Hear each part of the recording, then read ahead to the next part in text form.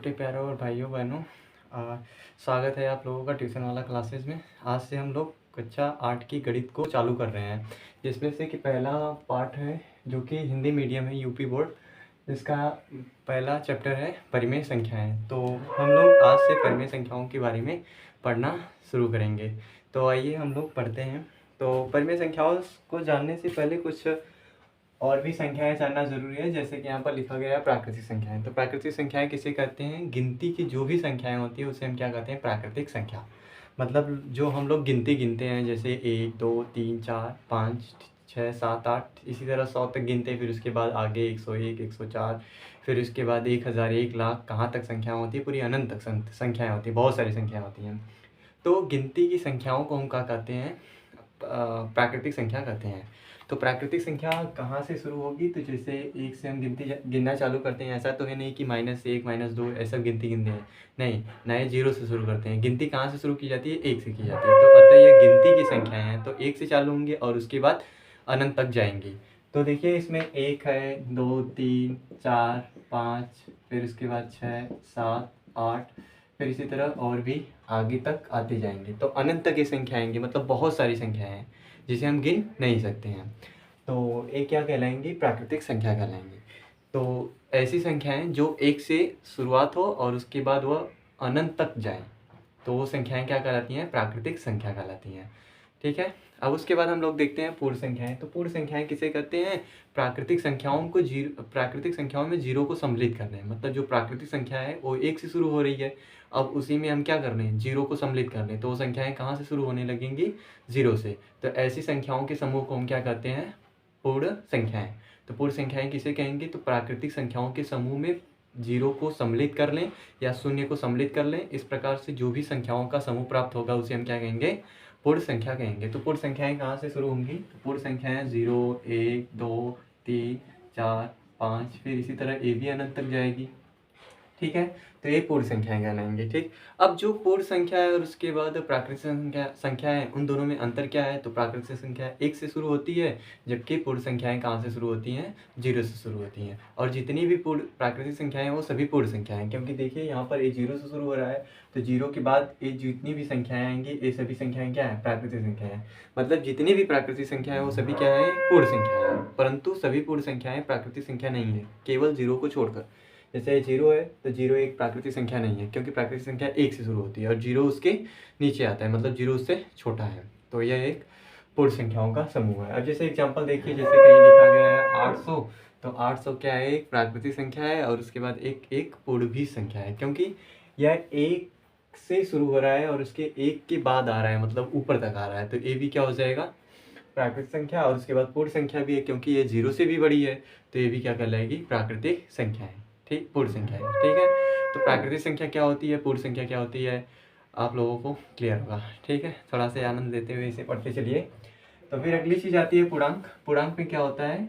1 2 3 4 5। ठीक है। इसको लिख लें अनंत तक। फिर उसके बाद इसमें माइनस की संख्या लिखते हैं, -1 -2 -3 -4 -5, ये भी अनंत तक जाएगा। ठीक है। और उसके बाद इसमें किसको सम्मिलित कर लें? 0 को। तो संख्याओं का ऐसा समूह जिसमें धनात्मक संख्या हो तथा ऋणात्मक संख्या हो और उसमें 0 को सम्मिलित कर लिया जाए, तो संख्याओं के ऐसे समूह को हम क्या कहते हैं? पूर्णांक कहते हैं। ठीक है। तो जो ये आपको दिख रहा है इधर की जो संख्याएं हैं ये सभी क्या कहलाएंगी? धनात्मक पूर्णांक। ठीक है। मतलब कि ऐसे पूर्णांक जो 0 से बड़े हों वो क्या कहलाएंगे? धनात्मक पूर्णांक कहलाएंगे। ठीक है। और उसके बाद जो इधर है 0 के इधर, ये सभी क्या कहलाएंगे? ऋणात्मक पूर्णांक कहलाएंगे। ठीक है। तो ये ऋणात्मक पूर्णांक हो जाएगा। और उसके बाद इसमें किसको सम्मिलित कर दिया जाएगा? 0 को। तो इसमें 0 सम्मिलित है, और 0 क्या है? ना ही धनात्मक है ना ही ऋणात्मक है। तो पूर्णांक क्या होता है? आई थिंक यहाँ से क्लियर होगा। ठीक। अब उसके बाद हम लोग अगली संख्या देखते हैं, जो कि एक परिमेय संख्या आती है। ठीक।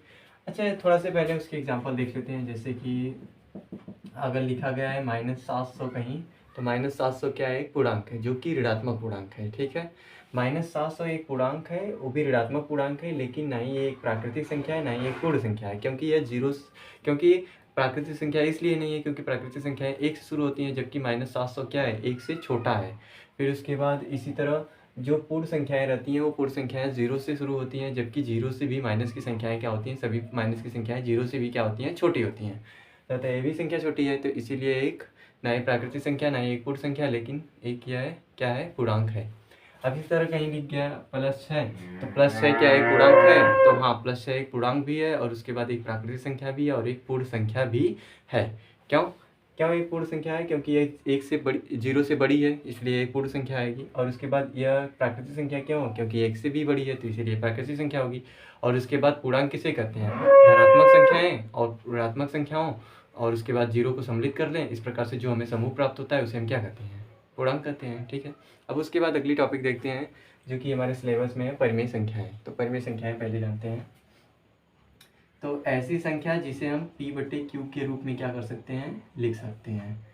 ठीक है, मतलब ऐसी संख्या जो p/q के रूप में हो और उसके बाद दूसरा इसकी पहचान है कि p और q दोनों पूर्णांक हो। ठीक है, p और q पूर्णांक हो। और तीसरी चीज इसमें एक आता है कि q नॉट इक्वल टू 0, मतलब q कभी भी 0 ना हो। तो परिमेय संख्याओं को पहचानने के लिए 3 आइडेंटिटी कार्ड होते हैं और तीनों आइडेंटिटी कार्ड उसके पास रहने चाहिए, तो क्या कहलाएगी, एक परिमेय संख्या कहलाएगी।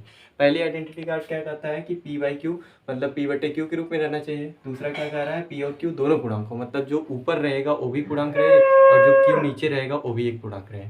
फिर उसके बाद जो q की वैल्यू है q नॉट इक्वल टू 0, मतलब q की वैल्यू 0 नहीं होना चाहिए। अगर तीनों आइडेंटिटी कार्ड संतुष्ट हो रहे हैं, मतलब ये तीनों कंडीशन या तीनों स्थिति अगर संतुष्ट हो रही है तो वो कौन सी संख्याएं होंगी, परिमेय संख्या। अगर इनमें से कोई भी एक संतुष्ट नहीं हो रहा है तो अतः वह परिमेय संख्या नहीं होगी। अब देखिए इसका एग्जांपल देखते हैं, जैसे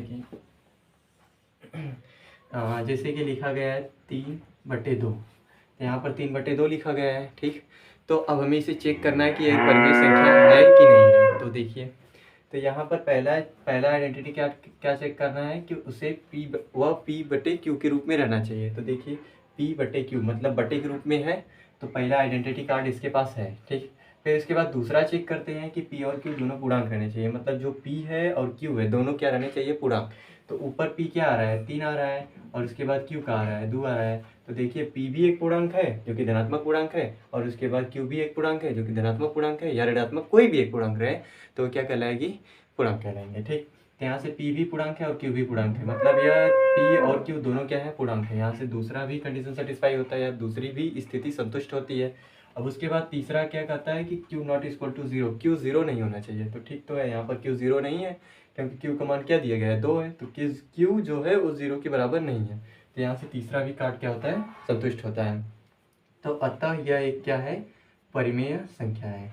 क्या है, परिमेय संख्या है। ठीक, तो परिमेय संख्या चेक करने के लिए यही तीनों कार्ड चेक करेंगे, बहुत आसान तरीका है एकदम पहचानने का।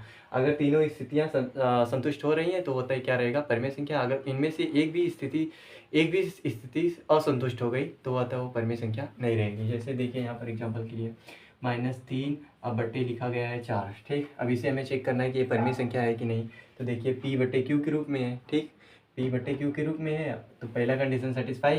फिर उसके बाद दूसरा क्या करना है, p और q दोनों को देखना है कि दोनों पूर्णांक रहने चाहिए। ठीक है, तो यहाँ पर देखेंगे -3 भी एक पूर्णांक है और उसके बाद 4 भी एक पूर्णांक है, अतः ये भी स्थिति क्या होती है, दूसरी भी संतुष्ट होती है, तो अतः दूसरी भी संतुष्ट है। और तीसरा क्या कहता है, q not equal to 0, q 0 के बराबर नहीं होना चाहिए, तो यहाँ पर q 0 के बराबर नहीं है, अतः यह भी एक क्या है, परिमेय संख्या है। ठीक है, क्लियर है यहाँ तक।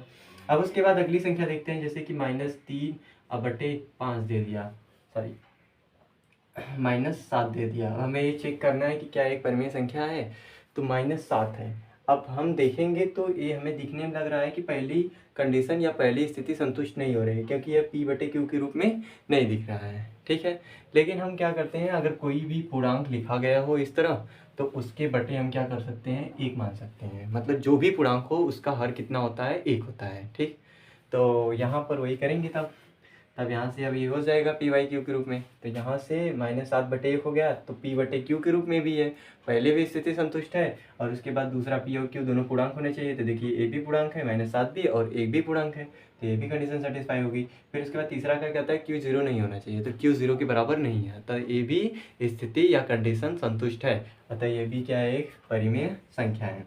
तो यहाँ पर हम कह सकते हैं कि जितने भी पूर्णांक होते हैं वो सभी एक क्या है, परिमेय संख्या है।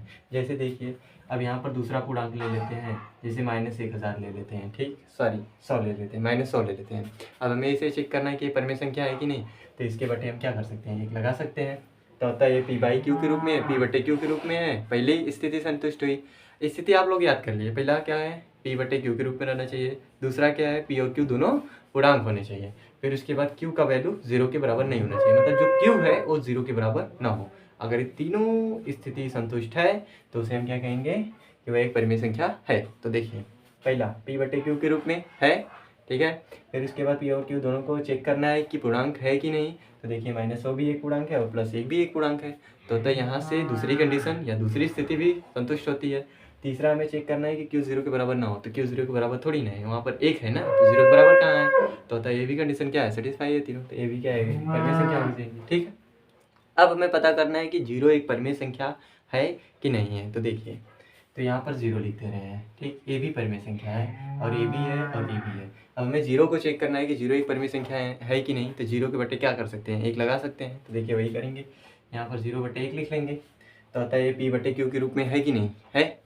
फिर उसके बाद दूसरा देखते हैं कि p और q दोनों क्या रहने चाहिए, पूर्णांक। तो p क्या आ रहा है, 0 आ रहा है, और उसके बाद q क्या आ रहा है, 1 आ रहा है। तो p भी पूर्णांक है और 1 भी पूर्णांक, मतलब 0 भी पूर्णांक है और 1 भी एक पूर्णांक है। तो होता है यहाँ से दूसरी भी स्थिति संतुष्ट होती है। तीसरी स्थिति कहता है q की वैल्यू 0 नहीं होनी चाहिए। तो ठीक तो है, यहाँ पर q की वैल्यू 0 नहीं है, p की वैल्यू 0 है ना, तो p में कुछ कहा ही नहीं ऐसा। तो यहाँ से 0 भी क्या हो जाएगा, एक परिमेय संख्या हो जाएगा, ठीक है। यहाँ तक पूरी कंडीशन क्लियर है, समझ में आ गया यहाँ तक। अब उसके बाद हम देखते हैं कुछ ऐसे एग्जाम्पल जो परिमेय संख्या ना हो। जैसे कि अगर कहीं लिख दिया गया क्या नाम से, कड़ी में 3/4। शायद आप लोग इससे परिचित हों चाहे ना हो, लेकिन हमें बता देते हैं कि इसको हम क्या कहते हैं, कड़ी कहते हैं, ठीक है, क्लियर है। अब उसके बाद यहाँ पर लिखा गया है कड़ी में 3/4, ठीक। तो अब हम लोग क्या करते हैं, इसे चेक करना है कि परिमेय संख्या है कि नहीं है। तो आइए चेक करते हैं। पहला क्या कहता है, p/q के रूप में रहना चाहिए, ठीक है। आप लोगों को याद हो गया होगा तीन स्थिति, पहला p/q के रूप में रहना चाहिए, दूसरा p और q दोनों पूर्णांक रहने चाहिए, और तीसरा क्या है, q की वैल्यू 0 नहीं होना चाहिए। तो देखिए वही चेक करेंगे, p/q के रूप में है कि नहीं है। अरे ये p है, q है, बट्टे के रूप में है, तो p/q के रूप में है, पहली स्थिति संतुष्ट। दूसरा चेक करते हैं, दूसरा क्या कहता है, p और q दोनों पूर्णांक रहने चाहिए, ठीक। अब इसको यहाँ पर थोड़ा सा फोकस करिएगा। कड़ी में 3 और q बराबर कितना आ रहा है, 4 आ रहा है, ठीक। यहाँ से तो 4 पता चल रहा है कि 4 एक पूर्णांक है, लेकिन कड़ी में 3 एक पूर्णांक है कि नहीं है, अब इस पर संशय बना है। तो देखिए चेक करते हैं कि कड़ी में 3 एक परिमेय संख्या है कि नहीं है। तो देखिए हम लोग गिनते हैं, जैसे 1 2 3 4 5 6 7 इस तरह गिनते जाते हैं। कभी ऐसी गिनती गिने हैं कि 1 2 3 कड़ी में 3 4 5 6 कड़ी में 7 इस तरह की गिनती गिने हैं, नहीं। तो उसमें कड़ी की संख्याएं नहीं आती गिनती की संख्या में। तो वही बोला है, पूर्णांक उसी को कहते हैं जो गिनती की संख्याएं होती है वो धनात्मक भी रहें और ऋणात्मक भी रहें और उसमें 0 को सम्मिलित कर लें। तो ऐसे समूह को हम क्या कहते हैं, पूर्णांक कहते हैं। तो पूर्णांक में फिलहाल ये कभी नहीं आएगा, ठीक है। तो होता है क्या है, पूर्णांक नहीं है। देखिए यहाँ पर q तो पूर्णांक हो रहा है लेकिन p पूर्णांक नहीं हो रहा है, लेकिन कंडीशन क्या रखा है कि दोनों पूर्णांक रहने चाहिए, ठीक। तो दोनों पूर्णांक होने चाहिए। तो यहाँ से दूसरी कंडीशन क्या हो रही है, असंतुष्ट हो रही है। अब इसके बाद आगे चेक करने की जरूरत ही नहीं है, क्योंकि एक कंडीशन या एक स्थिति क्या हो गई, असंतुष्ट हो गई।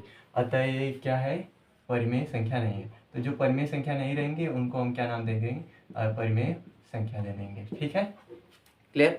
तो कड़ी के अंदर जो भी संख्याएं रहेंगी वो सभी अपरिमेय संख्याएं रहेंगी, लेकिन कड़ी के अंदर कुछ ऐसी भी संख्या होती हैं जो कि पूर्ण वर्ग होती है, मतलब जिनका वर्गमूल हम निकाल सकते हैं। और वर्गमूल आप लोगों को अगले चैप्टर में है तो देख लीजिए, थोड़ा सा समझा दे रहे हैं यहाँ पर। अगर लिखा गया है कड़ी में 16/3, अब हमें चेक करना है कि क्या एक परिमेय संख्या है कि नहीं है। तो देखिए कड़ी के अंदर जो भी संख्या लिखी गई है उस संख्या को हम बाहर निकाल कर उसका हम क्या करते हैं, अभाज्य गुणनखंड कर देते हैं। तो देखिए 16 इसको 2 से भाग करेंगे तो 8 आएगा। तो 2 से 8 भाग करेंगे 16 में, तो 2 8 16, 8 आ रहा है, तो उसको 8 को यहाँ पर लिख देंगे। फिर 8 को भी 2 से भाग करेंगे तो 2 2 को 8 आ जाएगा। फिर इसको 2 से भाग करेंगे तो 2 आ जाएगा, इसको 2 से भाग करेंगे तो 1 आ जाएगा, ठीक।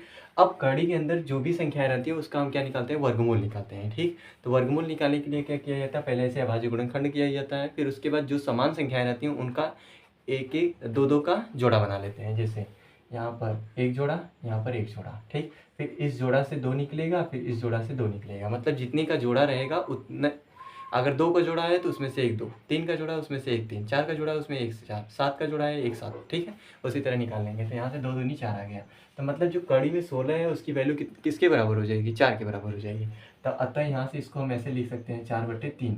तो अब हम इसे बताना है कि ये परिमेय संख्या है कि अपरिमेय। तो देखिए परिमेय दिख रहा है, P/Q के रूप में है। P और Q दोनों पूर्णांक है और Q की वैल्यू 0 भी नहीं है। तीनों कंडीशन संतुष्ट हो रही है, तो ये क्या है, परिमेय संख्या है।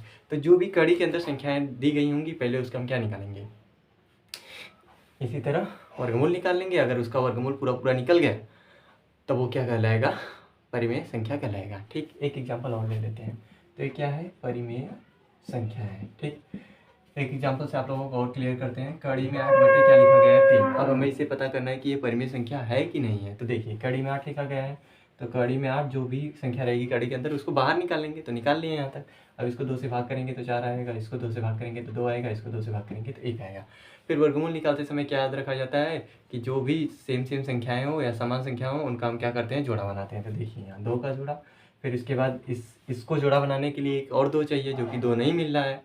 तो ठीक है, तो जिसका जोड़ा बन जाता है हम उसको बाहर लिख लेते हैं। देखिए 2 का जोड़ा है तो 2 बाहर लिख दिए, और जिसका जोड़ा नहीं बनता है उसको हम कड़ी के अंदर लिख देते हैं।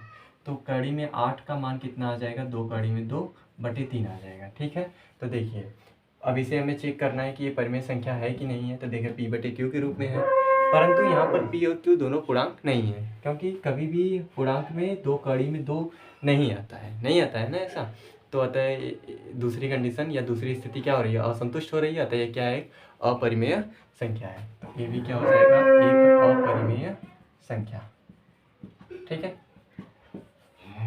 क्लियर होगा आप लोगों को, इतना समझ में आया होगा। थोड़ा से आप लोग इसे पूरा समझते चलिए, और उसके बाद जहाँ पर आप लोगों को ना समझ में आए कमेंट बॉक्स में कमेंट करें कि यहाँ पर हमें ये नहीं समझ में आएगा। फिर मैं इतना तो कोशिश करूँगा कि आप लोगों का जो भी कमेंट रहेगा या जो भी क्वेश्चन रहेगा उसका तो मैं जवाब जरूर दूंगा। ठीक है,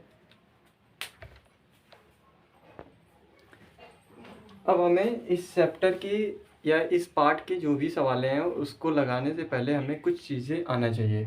जैसे भिन्न का जोड़ हो गया, भिन्न का घटाना हो गया, ठीक, भिन्न का गुणा हो गया, भिन्न का भाग हो गया। ये सभी चीज़ें हमें आना चाहिए, तभी इस चैप्टर को, ये चैप्टर या यह पार्ट हमें समझ में आएगा।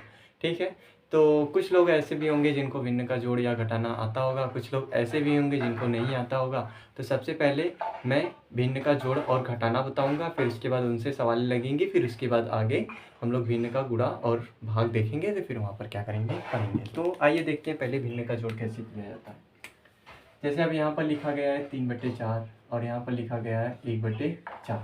ठीक है, अब हमें क्या करना है, इनको जोड़ना है। क्या करना है, जोड़ना है। ठीक है, तो देखिए यहाँ पर एक 3/4 और 1/4, और उसके बाद ये दोनों जो भिन्न है इनको जोड़ना है। और उसके बाद एक बात और यहाँ पर ध्यान देंगे, तो यहाँ पर इनका भिन्न क्या है, समान है। ठीक, तो जब भिन्न समान रहेगा तो उस स्थिति में क्या किया जाता है, हर समान रहेगा, सॉरी भिन्न नहीं, मिस्टेक हो गई, हर जो रहेगा वो क्या रहना चाहिए, समान, मतलब बराबर रहना चाहिए। तो देखिए यहाँ पर हर 4 बराबर ही है। तो जब हर बराबर रहेगा तो इस स्थिति में क्या करेंगे, जो भी हर रहेगा उसको हम नीचे लिख देंगे। तो 4 है तो 4 ही हर है ना, तो एक लिख देंगे 4 यहाँ पर। फिर इसके बाद क्या करेंगे, जो भी अंश रहेगा उसे हम क्या करेंगे, जोड़ देंगे इस तरह। मतलब जब भिन्न के हर समान हो तो उस हर को हम इसी तरह लिख देंगे, और उसके बाद जो भी अंश रहेगा उसे हम क्या कर देंगे, जोड़ देंगे आपस में। ठीक, तो यहाँ से फिर सॉल्व करेंगे तो देखिए 3 1 कितना हो जाएगा, 4, और बटे कितना आ जाएगा, 4। ये 4 कहाँ से है, नीचे था। ठीक, 4 लगा था। फिर उसके बाद जोड़ने के बाद जो भी भिन्न आता है उसको हमें किस रूप में चेंज करना होता है, सरलतम रूप में। तो भिन्न को सरलतम रूप में कैसे चेंज किया जाता है या कैसे परिवर्तित किया जाता है, तो देखिए यहाँ पर अंश और हर हैं, तो इनको ऐसी संख्या खोजते हैं, बड़ी से बड़ी संख्या, जो दोनों को क्या करें, भाग कर दें। तो ठीक है, तो देखिए यहाँ पर जैसे ये संख्या 4 है तो इसे हम 4 से भी काट सकते हैं, और नीचे वाली भी 4 से कटेगी। तो इसे 4 से काटेंगे तो 4 एकम 4, इसे 4 से काटेंगे तो 4 एकम 4। तो यहाँ से मान कितना आ जाएगा, 1/1। फिर 1/1 को हम क्या लिख सकते हैं, 1। तो अतः 3/4 और 1/4 को जोड़ेंगे तो कितना आएगा, 1 आएगा। ठीक, समझ में आया होगा।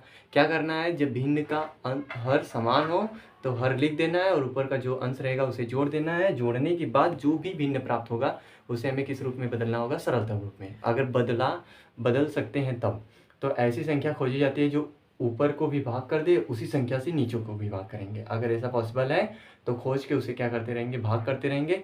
जब ऐसा मतलब पॉसिबल ना हो, मतलब कि ऊपर और नीचे को काटने के लिए समान संख्याएं नहीं मिल रही हैं, तो अतः उनको क्या कर देंगे, छोड़ देंगे। वही उसका क्या होगा, सरलतम रूप होगा। ठीक। अब उसके बाद यहाँ पर हर तो समान दिया है, लेकिन ऐसा भी स्थिति बन सकती है कि हर समान ना दे, तब उस वाले में क्या करेंगे। तो देखिए, अब जैसे ऐसे भी दे सकता है, 3/8 दे दिया प्लस 1/5 दे दिया। तो यहाँ पर देखिए, यहाँ पर भी भिन्न का जोड़ है, लेकिन इनका हर क्या है, समान नहीं है। तो पहले इनके हरों का हम क्या करेंगे, तो क्या करेंगे इस केस में, इनके हरों का हम क्या कर लेंगे, लस ले लेंगे। तो देखिए हर क्या है, 8 और 5 है, तो हरों का हम क्या करेंगे, लस लेंगे। ठीक। तो हरों का लस लेंगे, मतलब 8 5 का लस लेंगे। तो 8 5 का लस निकालेंगे तो कितना आएगा, 40। ठीक। ठीक है, देखिए यहाँ पर 10 कैसे निकाला जाता है। जैसे 8 यहाँ 5 है। ठीक। अब उसके बाद ये 8 है, तो एक सम संख्या है, मतलब 2 से कटेगा। ठीक। तो इसे हम क्या कर लेंगे, यहाँ पर 2 रखेंगे, तो 2 से काटेंगे तो 4 आ जाएगा। फिर ये 2 से कटेगा नहीं, तो जब नहीं कटेगा तो इसको उतार लेंगे। फिर इसके बाद ये 4 है, तो इसको 2 से भाग करेंगे तो कट जाएगा, लेकिन ये नहीं कटेगा, इसको उतार लेंगे। फिर 2 से इसको भाग करेंगे तो 1 आएगा, ये नहीं कटेगा, उतार लेंगे। ठीक है, तो सही है यहाँ तक। अब फिर उसके बाद जब यहाँ पर 1 और 5 आ गया, तो 5 किससे भाग होगा, 1 5 से, तो 1 और यहाँ पर 5 एकम 5 आ जाएगा। ठीक है, तो यहाँ से इसका लस आ जाएगा, 2 दूनी 4, 4 दूनी 8, 5 40। तो लस कितना आ गया, 40 आ गया। तो हरों का लस कितना हो गया, 40। ठीक। अब जो हर का लस निकाले रहेंगे, उसको हम हर की जगह नीचे लिख देंगे। ठीक है, सॉरी फॉर साउंड्स। तो देखिए 40 हो जाएगा। फिर क्या करते हैं, अब इस 40 को 2 बार ऐसे लिख लेंगे भाग के रूप में। ठीक है, अगर 2 भिन्न को जोड़ना होगा तो इसको 2 बार लिखेंगे, 3 भिन्नों को जोड़ना होगा तो उसको 3 बार लिख देंगे। ठीक। तो देखिए अब क्या करेंगे, जो 8 है यहाँ पर 8 लिख देंगे, और ये जो हर है 1 इसमें लिख देंगे। फिर इसको 8 से भाग देंगे तो 8 5 40 आएगा। ठीक। तो मतलब इस हर से अगर हम इसमें भाग दिए हैं तो भागफल कितना आया, 5 आया है। तो इससे इसमें भाग देना, और जितना भागफल आएगा उसके ऊपर उसके अंश में क्या करना है, गुणा कर कर लिख देना है। तो इससे हम इसमें भाग दिए तो 5 आया, 5 का गुणा 3 भी करेंगे तो 5 आई 15 आ जाएगा। फिर यहाँ पर प्लस का निशान, तो प्लस का निशान दे देंगे। फिर 5 से इसमें भाग करेंगे तो 5 बट्ठे 40 आ जाएगा। तो कितना आया, 8। अब इस 8 का गुणा किस में कर देंगे, इसके ऊपर अंश में, तो 8 एकम 8 आ जाएगा। फिर इनको जोड़ेंगे तो कितना आ जाएगा, 23। फिर बटे कितना आ जाएगा, 40 आ जाएगा। तो 3/8 और 1/5 को जोड़ेंगे तो कितना आ जाएगा, 23/40। अब इसे हम सरलतम रूप में परिवर्तित नहीं कर सकते हैं। क्यों, क्योंकि 23 क्या है, अब एक अभाज्य संख्या है, जो कि 23 से ही डिवाइड होगा, भाग होगा। और उसके बाद 23 से हम 40 को काट नहीं सकते हैं। तो ऐसी कोई संख्या नहीं है जो ऊपर और नीचे दोनों को भाग कर दे। तो अतः इसका सिंपल रूप या सरलतम रूप क्या होगा, ए होगा। ठीक है, अब उसके बाद सेम इसी तरह घटाना भी होता है इसका भिन्न का। जैसे अगर यहाँ पर 3/5 लिख दिया, फिर यहाँ पर लिख दिया -2/5। ठीक है, तो यहाँ पर देखेंगे तो हर क्या है, समान है। तो जब हर समान रहेगा तो फिर वही ऊपर वाला चीज़ करेंगे। हर समान रहेगा तो यहाँ पर 5 रख देंगे। फिर क्या करेंगे, 3 में से 2 घटा देंगे। मतलब जब हर समान था, भिन्न की जोड़ में हम क्या करते हैं, अंशों को जोड़ दिए थे। लेकिन यहाँ पर हर समान है और घटाना है, तो पहले अंश में से दूसरा अंश क्या कर देंगे, घटा देंगे। तो देखिए यहाँ पर, तो 3 में से 2 जाएगा तो क्या बचेगा, 1, और बटे कितना आ जाएगा, 5। तो 3/5 में से 2/5 घटाएंगे तो कितना उत्तर आएगा हमारा, 1/5 आएगा। ठीक है, उसके बाद एक, जब हर समान नहीं रहेगा तब क्या करेंगे, तो देखिए 7/8। फिर उसके बाद यहाँ पर माइनस लग जाए, 3/5 लग जाए। ठीक है, तो देखिए अब इसको क्या करना है, जब हर समान नहीं है तो फिर वही वाला पहले वाली बात आएगी कि उसका क्या निकालना होगा, लस निकालना होगा। तो देखिए हरों का लस निकालेंगे, तो अभी निकालें यहाँ पर 40। तो 8 5 का लस कितना आ जाएगा, 40। तो यहाँ पर 40 लिख देंगे। फिर इस 8 से इसमें भाग करेंगे, तो इस 8 का पहाड़ा ऐसा पढ़िए कि 40 आ जाए। तो 8 5 40, तो 5 आया, 5 का इसमें गुणा कर देंगे तो 35 आ जाएगा। फिर माइनस, माइनस का साइन है तो माइनस का साइन, प्लस का साइन है तो प्लस का साइन। फिर यहाँ से 5 से इसमें भाग करेंगे, 5/40, 8 बार जाएगा। फिर 8 का इसमें गुणा कर देंगे, 8 3 24। ठीक है, सही है, एकदम इसी तरह जोड़ की तरह है, बस खाली यहाँ पर किसका निशान आ गया है, घटाना। जोड़ के वाला ही प्रोसेस होगा सभी। ठीक, अब यहाँ पर क्या करेंगे, 35 में से 24 घटाएंगे। तो देखिए 35 - 24, 5 में से 4 जाएगा तो 1 बचेगा, 3 में से 2 जाएगा 1, यहाँ पर कितना आ जाएगा, 11/40। ठीक, अब इसे हमें क्या करना होगा, सरलतम रूप में बदलना होगा। तो 11 क्या एक अभाज्य संख्या है, अतः इसे हम क्या कर सकते हैं, काट नहीं सकते हैं, 11 से काट सकते हैं। तो 11 से नीचे वाली संख्या कटेगी नहीं, तो इसका उत्तर क्या आ जाएगा, 11/40 आ जाएगा। ठीक है, आई थिंक इतना क्लियर होगा। अब उसके बाद अब हम लोग कक्षा इस अध्याय के अभ्यास 1 में चलते हैं। अभ्यास 1 की हम क्या करते हैं, सवालों को लगाने का प्रयास करते हैं। ठीक है, तो देखिए यहाँ पर लिखा गया है पहला अभ्यास 1 ए। ठीक है, तो अभ्यास 1 की पहली सवाल है जिसमें बोल रहा है कि सरल कीजिए। ठीक है, क्या करने के लिए बोल रहा है, सरल कीजिए। सरल कीजिए मतलब उनको जोड़िए, घटाइए, कुछ भी करिए, छोटा करिए उसे। तो क्या दिया गया है, 4/5 प्लस माइनस 2/5 दिया गया है। ये पहली सवाल है। और इसके बाद दूसरी सवाल दी गई है -4/-5 फिर प्लस 2/-5 दिया गया है। ठीक है, इनको हमें क्या करना है, सरल करना है। तो आइए हम लोग इसे सरल करते हैं। ठीक, तो देखिए इसके लिए पहले कुछ रूल्स भी होते हैं। जैसे अगर ब्रैकेट के बाहर प्लस का साइन है, अंदर माइनस का साइन है, तो कौन सा साइन लगाएंगे हम, माइनस का। ब्रैकेट के बाहर, कोष्ठक के बाहर अगर प्लस का साइन है, अंदर माइनस का साइन है, तो जब हम कोष्ठक को हटाएंगे तो कौन सा साइन लेकर चलेंगे, बस कौन सा चिन्ह लेकर चलेंगे, माइनस का। अगर कोष्ठक के बाहर माइनस है, अंदर प्लस है, तो कौन सा चिन्ह लेके चलेंगे, तब भी माइनस का लेकर चलेंगे। अगर कोष्ठक के बाहर माइनस है, अंदर भी माइनस है, तो कोष्ठक हटाएंगे तो कौन सा साइन लेकर चलेंगे, चिन्ह लेके चलेंगे, प्लस का। फिर इसी तरह कोष्ठक के बाहर प्लस, अंदर भी प्लस, तो कौन साइन लेके चलेंगे, प्लस का। ठीक है, ये इंपॉर्टेंट है, इसे आप लोग कॉपी पे नोट करते चलें और उसके बाद नोट्स बनाते चलें और अच्छा समझ में आएगा। ठीक है, तो देखिए, तो अगर कोष्ठक के अंदर माइनस का चिन्ह है और बाहर प्लस का चिन्ह है, तो जब कोष्ठक को हटाएंगे तो वहाँ पर हम माइनस का चिन्ह लेकर चलेंगे। और बाहर माइनस का साइन है, अंदर प्लस का साइन है, तो माइनस का लेकर चलेंगे। अंदर माइनस, बाहर माइनस, तो प्लस का साइन, बाहर प्लस, अंदर प्लस, तो प्लस का साइन। मतलब कोष्ठक के अंदर और बाहर दोनों चिन्ह क्या हो, समान हो, तो उस स्थिति में हम क्या करेंगे, प्लस का साइन हमेशा लेकर चलेंगे। अगर कोष्ठक के बाहर और अंदर जो भी चिन्ह है वो क्या है, भिन्न है, मतलब एक प्लस एक माइनस आ रहा है, तो उस वाली स्थिति में क्या करेंगे, हमेशा माइनस का ही लेकर चलेंगे। तो देखिए, जैसे इसका एग्जांपल देखना चाहते हैं तो -3 है, -3 है, माइनस कोष्ठक के अंदर -3 है। ठीक, तो इसे हम देखेंगे तो देखिए कोष्ठक हटाना होगा, तो देखिए बाहर माइनस, अंदर भी माइनस। तो जब एक कोष्ठक हटाएंगे तो दोनों माइनस माइनस आ रहे हैं, तो हम यहाँ पर डायरेक्ट किसका चिन्ह लिख देंगे, +3 लिख देंगे। ठीक, फिर इसी तरह यहाँ पर +8 लिखा गया है, प्लस और कोष्ठक के अंदर -8 लिखा गया है। तो जब हम इस कोष्ठक को हटाएंगे तो बाहर प्लस, अंदर माइनस, तो बाहर प्लस, अंदर माइनस, तो किसका चिन्ह लेकर चलेंगे, माइनस का। ठीक है, अब इसी का उपयोग करते हुए यहाँ पर हम क्या करेंगे, इनको सॉल्व करेंगे। ठीक, एक चीज़ और होती है यहाँ पर, जैसे -4/-5 लिखा गया है, तो ऊपर भी माइनस है, नीचे भी माइनस, तो ये माइनस से माइनस क्या हो जाता है, कट जाता है, कैंसिल हो जाता है। ठीक है, ठीक, तो इसका वैल्यू क्या आएगा, 4/5। अब आप लोग बता दीजिए, -3/-5 लिखा गया है, तो इसका क्या आ सकता है, माइनस माइनस फिर कैंसिल हो जाएगा, तो क्या आएगा, 3/5 आएगा। ठीक है, अब उसके बाद यहाँ पर देखते हैं हम लोग, तो देखिए सॉल्यूशन इसका हल।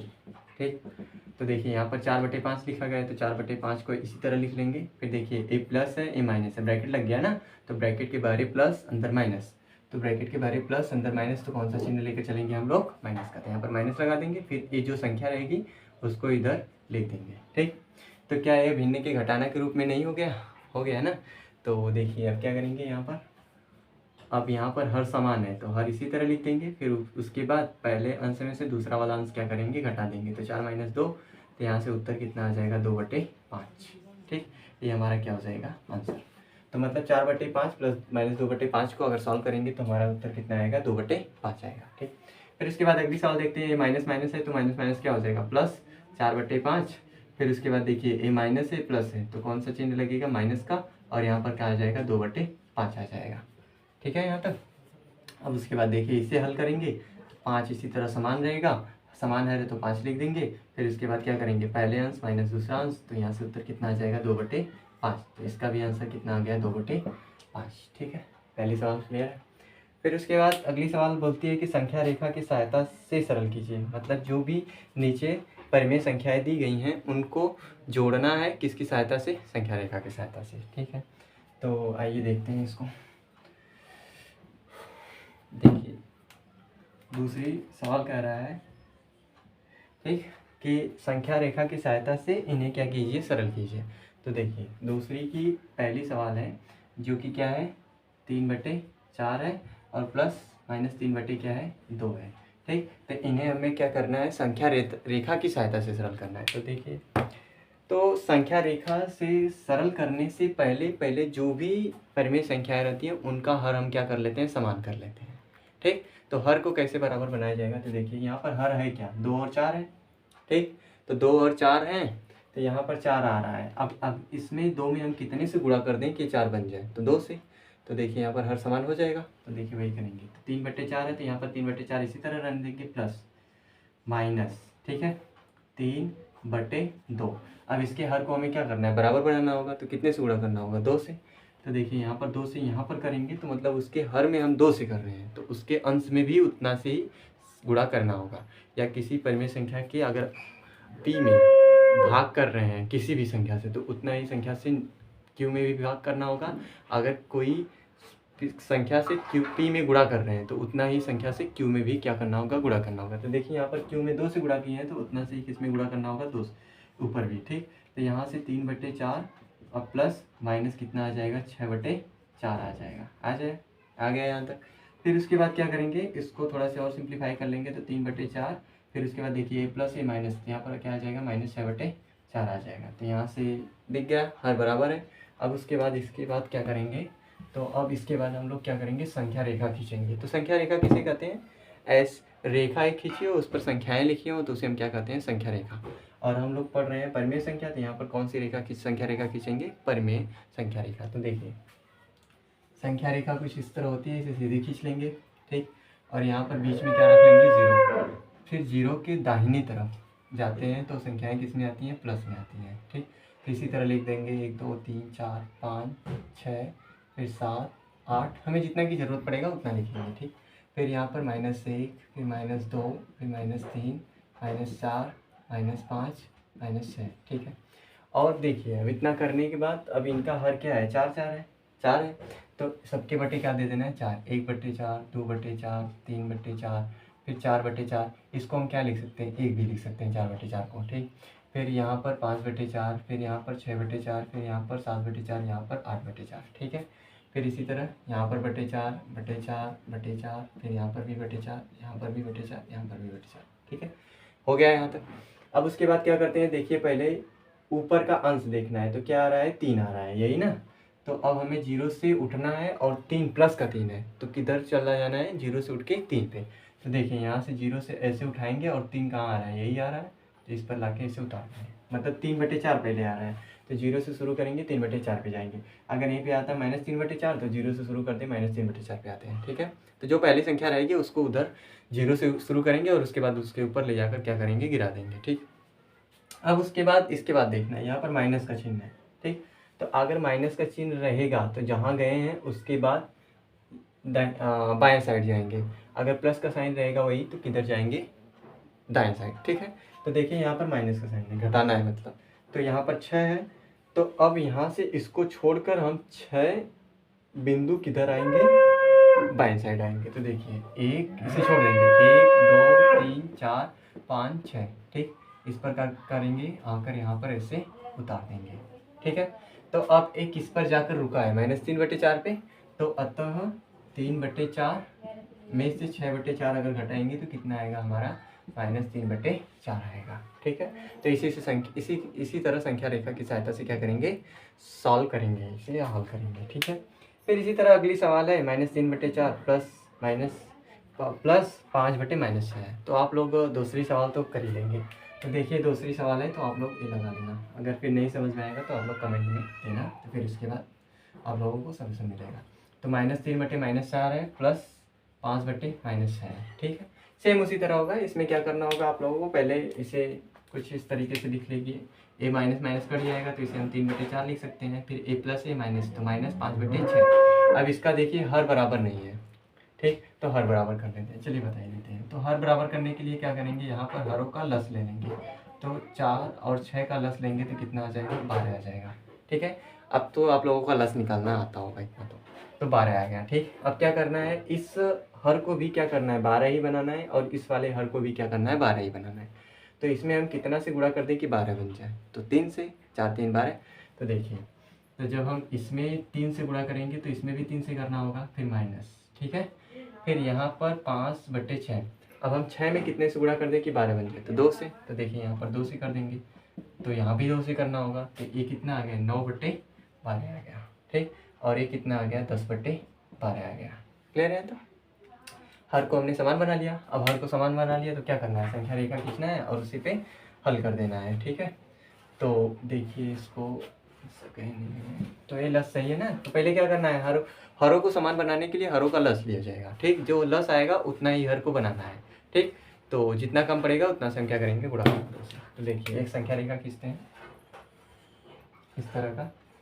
यहाँ पर 0 ले लेते हैं, फिर यहाँ पर 1 2 3 4, फिर यहाँ पर 5, ठीक है। फिर उसके बाद यहाँ पर ले लेते हैं 6, फिर यहाँ पर 7, फिर यहाँ पर 8, फिर यहाँ पर 9, ठीक। इसी तरह 10। अब उसके बाद इसके हर को क्या रखना है, 12। सर इधर भी खींच लेते हैं, -1 -2 -3 -4, ठीक।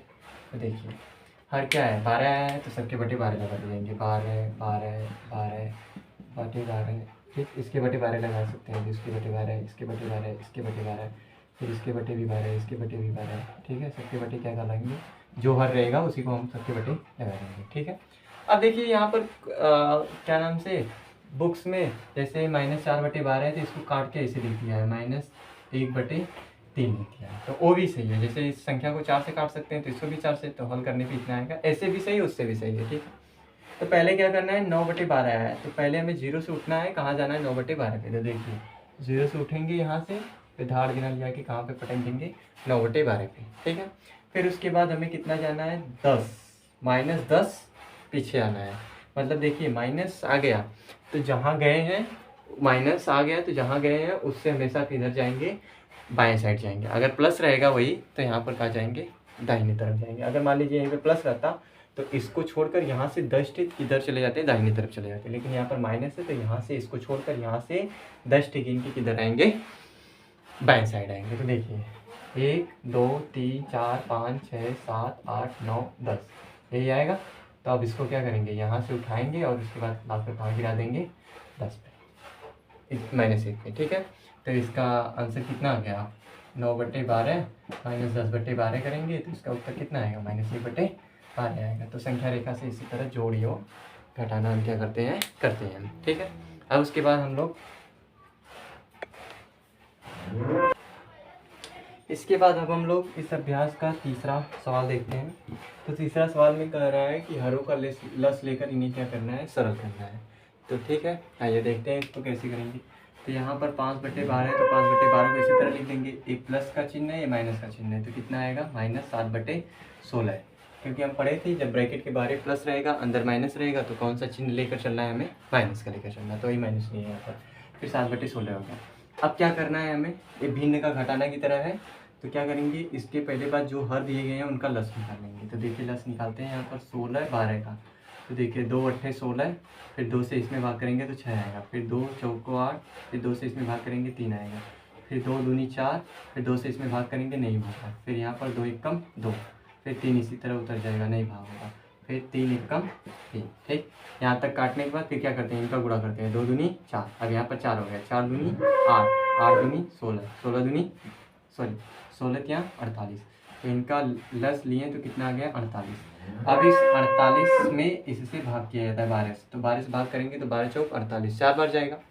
अब उस 4 का इसके ऊपर गुणा कर लिया जाता है। क्या किया जाएगा, इससे इसमें भाग किया जाएगा, जितना भागफल आएगा उसका इसके ऊपर वाले अंश में गुणा कर फिर लिख देंगे। तो 12 से 48 में भाग करेंगे तो क्या आएगा, 12 चौक 48, 4 आएगा, 4 का 5 में गुणा करेंगे 4 5 20 हो जाएगा। फिर यहाँ पर माइनस का चिन्ह दे देंगे, फिर 16 से इसमें भाग करेंगे तो 16 के 48, 3 बार में आया। अब फिर 3 का गुणा इसमें करेंगे तो 3 7 21 आ गया, ठीक है यहाँ तक। फिर उसके बाद क्या करते हैं, 20 में से 21 जाएगा। तो देखिए 20 में से 21 हम मतलब छोटी वाली संख्या में से बड़ी वाली संख्या घटा रहे हैं। तो क्या करेंगे, यहाँ पर माइनस का चिन्ह रख देंगे और बड़ी वाली संख्या में से छोटी वाली संख्या घटा देंगे। मतलब जब भी आपको छोटी संख्या में से बड़ी संख्या घटाना हो तो आगे उसकी माइनस का चिन्ह रखना है और उसके बाद बड़ी संख्या में से छोटी संख्या घटा के लिख देना है। तो इसका आंसर कितना आ जाएगा, -1/48, ठीक है। अब हो गया ये वाला, कह रहे हैं आप लोगों को। अब उसके बाद अगली सवाल भी इसी तरह देख लेते हैं। तो इसको करेंगे तो कितना आ जाएगा, +3/11, माइनस से माइनस क्या हो जाएगा, कट जाएगा। फिर यहाँ पर देखिए प्लस ही माइनस, तो -4/35 आ जाएगा। फिर क्या करना है, इनका हर समान नहीं है तो हर का लस लेना होगा। तो देखिए हर का लस लेंगे तो 11 और 33 है, तो 3 से इसमें भाग करेंगे तो 11 में 3 से भाग जाएगा नहीं, तो 35 में जाएगा तो 11 आ जाएगा, फिर 11 कम 11 कम 11, तो यहाँ से इसका लस कितना आ गया 33। तो यहाँ पर लिखेंगे 33, फिर 11 से इसमें भाग करेंगे, ठीक है, तो 11 से भाग करेंगे तो 3 बार जाएगा, इस भागफल का इसके ऊपर गुणा, तो 3 3 9 हो जाएगा, फिर 33 से 33 में भाग करेंगे तो 1 बार जाएगा, तो फिर 1 का गुणा इसमें करेंगे तो 4 आ जाएगा, ठीक। तो यहाँ से 5 बटे कितना आ गया 33, ठीक। तो इसका ये आंसर हो गया। फिर उसके बाद अब हम लोग अगली सवाल देख लेते हैं यहाँ पर। तो यहाँ पर इनको हल करने के लिए क्या करेंगे, पहले उसी तरह 2 एक प्लस है, माइनस तो माइनस हो जाएगा, बटे 9 हो जाएगा, ठीक। इसमें एक का हर है और एक का नहीं है, तो क्या करेंगे यहाँ पर जिसका हर रहेगा वही लिख लेंगे, ठीक। और जिसका हर क्या रहेगा नहीं रहेगा उसका इसमें गुणा कर लेना है, इस वाले हर का, जिसका हर गायब रहेगा उसका गुणा कर लेना है जिसका हर है। तो देखिए 2 9 18 आ जाएगा, फिर यहाँ पर माइनस का चिन्ह लगाए तो माइनस का चिन्ह दे देंगे, प्लस का रहेगा तो प्लस का दे देंगे, फिर जिसका हर है उसको उसी तरह उतार देना है, ठीक। फिर क्या करेंगे 18 में से 11 जाएगा तो 7 बटे कितना आ जाएगा 9। क्या करना है, जो भी हर दिया रहेगा उसको नीचे लिख लेना है, और जिसका हर गायब रहेगा उसका हर से गुणा कर कर यहाँ लिख लेना है, और जिसका हर रहेगा उसके अंश को उसी तरह उतार देना है। तो इतना है आंसर। फिर इसके बाद इसको देखते हैं, तो यहाँ पर -3 आ जाएगा, फिर इनको काटेंगे तो कट जाएगा, तो कितना आ जाएगा +2 बटे 3 आ जाएगा। फिर वही चीज़ है, हर है 3 है तो 3 लिख दीजिए, जिसका हर नहीं है उसका गुणा कर दीजिए इधर, तो 3 3 का 9, तो -9 आ जाएगा, क्योंकि ये प्लस ये माइनस है, तो माइनस इतना करेंगे तो -9 आएगा, ठीक। फिर उसके बाद यहाँ पर प्लस है तो प्लस लिख दीजिए, 2 है तो 2 लिख दीजिए इसी तरह, क्योंकि 2 का क्या है हर है, तो इसको उसी तरह लिखते हैं। फिर देखिए यहाँ पर 1 - 1 प्लस, तो जब भी 1 - 1 प्लस मिलता है तो हमेशा क्या करते हैं घटाते हैं, और घटाने के बाद घटा देंगे तो बड़ी में से छोटा घटाएंगे तो 7 आएगा बटे 3, और उसके बाद चिन्ह उसका लगाते हैं जो संख्या क्या हो बड़ी हो। 1 - 1 प्लस है तो क्या करेंगे घटाएंगे, और उसके बाद चिन्ह उसका लगाते हैं जो संख्या बड़ी हो। तो यहाँ पर 9 क्या है बड़ा है तो उसका चिन्ह ले लेंगे, यहाँ पर -7 बटे 3 आ जाएगा। तो इस तरह अभ्यास 1A कंप्लीट होता है। अगर आप लोगों को कोई भी डाउट या जहाँ पर ना समझ में आया हो कमेंट बॉक्स में लिखिएगा। वीडियो पसंद आया होगा तो इसे लाइक और चैनल को सब्सक्राइब करिए, और भी अपने दोस्तों को शेयर कीजिए, जैसे कि वो लोग भी अब से कक्षा 8 में पढ़कर फाइनल एग्ज़ाम में या वार्षिक परीक्षा में क्या करें, अच्छा मार्क्स स्कोर कर सकें।